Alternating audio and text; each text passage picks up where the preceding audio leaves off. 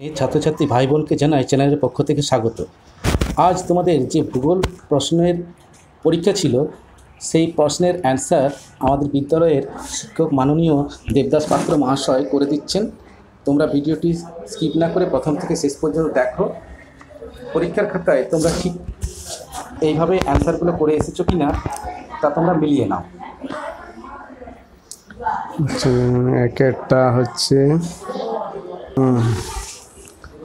এক একটা হবে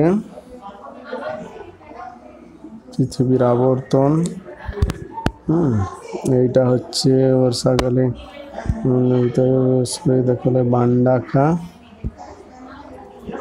3 হবে, এইটা হবে লাক্ষাদ্বীপ, ব্রহ্মপুত্র, পাইন, নিজের মধ্যে মিলেট শস্যটি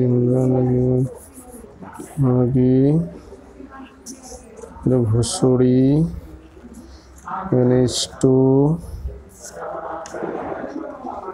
পেন্ডিয়া। যে প্রাকৃতিক বুকে মাটি ও শিলাস্তর অভিবর্ষের টানে উচ্চভূমির ঢাল বরাবর নিচে নেমে আসে। নেমে আসে হয়। এটা হবে মিসিসিপি, মিসৌরি। এটা হবে হ্যারিকেন। একটি উদাহরণ হচ্ছে স্লিট। অ্যান্সারগুলো দেখে নিলে এরপর যে শুদ্ধ অশুদ্ধগুলো রয়েছে তা তোমরা দেখে নাও। ভরা কোটাল, এটা হচ্ছে শুদ্ধ।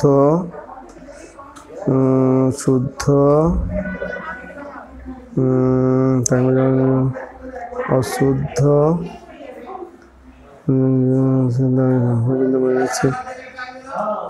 দূরত্ব মানচিত্রের দূরত্বের হয়। করো স্থায়ী হবে প্লায়া বলে।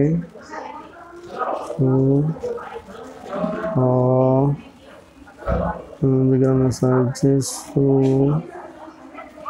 এটা হচ্ছে pixel.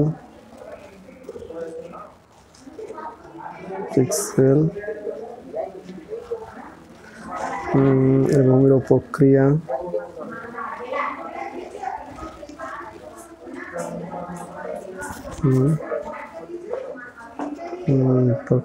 Geometric process.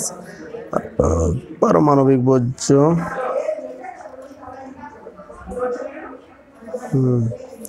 Aandhi, barometer.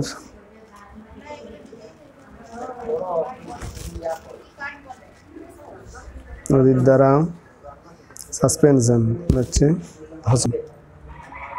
ভাসমান পদ্ধতি। 3.5 কম দূরত্ব, যেটা বলে অনুভব বা পেরিজি। অনুভব লিখতে পারে, অনুভব বা পেরিজি অবস্থান দুটোই হতে পারে। দুটোই হবে। কাশ্মীরে কোন নদী বলছে? সিন্ধু।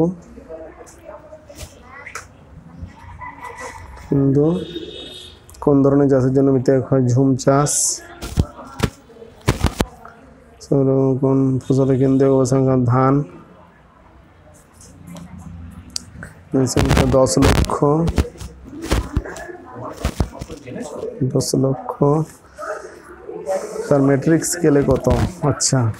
সেমিতে 500 মিটার।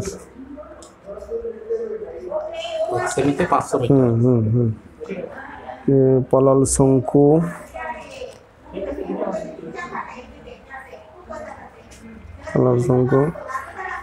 এটাকে সমবর্ষণ রেখা বলা যায়।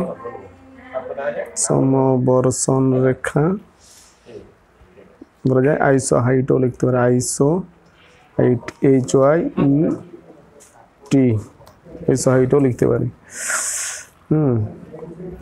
এটা হচ্ছে শীতকালে উত্তর পশ্চিম ইউরোপে কোন উষ্ণ স্রোতের প্রভাবে বরফ মুক্ত থাকে? মানে উত্তর উষ্ণ উপসাগরীয়। উষ্ণ উপসাগরীয় স্রোত। আচ্ছা, এবার দাঁড়া, দাঁড়া। ডান দিকের যে মিলগুলো করতে দেওয়া আছে সেগুলো দেখে নাও।